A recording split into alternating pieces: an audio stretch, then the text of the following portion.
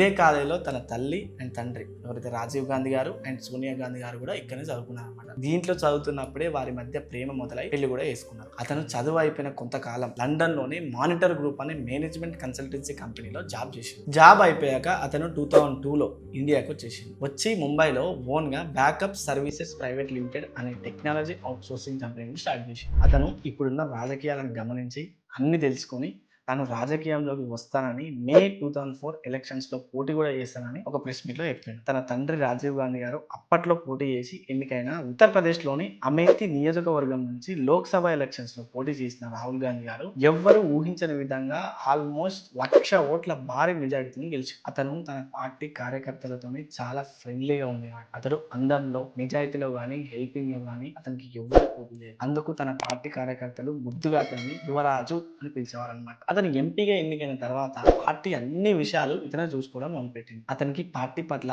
ఇంకా బాండింగ్ ఎక్కువై 2006లో రాహుల్ తల్లి సోనియా గాంధీ గారి బై ఎలక్షన్స్ రాయ్బరేలీలో జరిగింది. అప్పటికి ఎన్నో విషయాలు తెలుసుకున్న రాహుల్ గారు తన తల్లికి విశ్రాంతి కల్పిద్దామని తనను ప్రచారంలోకి ఎక్కువగా తిరగనివ్వకుండా రాహుల్ గారు తన చెల్లి అయిన ప్రియాంక గారితో కలిసి ప్రచారం చేశారు. ఆ ఎలక్షన్స్ లో ఎవ్వరూ ఊహించని విధంగా ఏకంగా 4 లక్షల ఓట్లతో సోనియా గాంధీ గారు గెలుపొందారు. అతను 2007లో పార్టీ జనరల్ సెక్రటరీగా రెస్పాన్సిబిలిటీస్ తీసుకున్నాడు. అందులో కూడా బాగా రాణించిన రాహుల్ గారు అంచెలంచెలుగా అన్ని విషయాలు తెలుసుకుంటూ రాజకీయం పట్ల మంచి అవగాహన కల్పించుకుంటూ 2008లో all India Congress committee general సెక్రటరీగా ఎంపికయ్యాడు. అటు పార్టీ పనులు చూసుకుంటూనే national youth Congress, national students union of India responsibilities కూడా ఇతనే తీసుకున్నాడు. NSUIకి ఇతను రాగానే అప్పటి వరకు ఉన్న 2 లక్షల మెంబర్స్ నుంచి ఏకంగా 25 లక్షల మెంబర్స్ దాకా చేరారు. అసలు రాజకీయంలోకి రావడానికి తలబడ్డ రాహుల్ గారు ఏకంగా పార్టీ అన్ని పనులు ఎన్నో రెస్పాన్సిబిలిటీస్ తీసుకొని అందరినీ ఆకట్టుకుని మంచి ఫాలోయింగ్ తెచ్చుకున్నారు. 2009లో ఉత్తరప్రదేశ్లో జరిగిన ఎలక్షన్స్ లో కాంగ్రెస్ తరపున అన్ని బాధ్యతలు తానే తీసుకుని ఉత్తరప్రదేశ్లో కాంగ్రెస్ మంచి విజయం సాధించడానికి కారణమైంది. అతని లీడర్షిప్ క్వాలిటీస్ అన్ని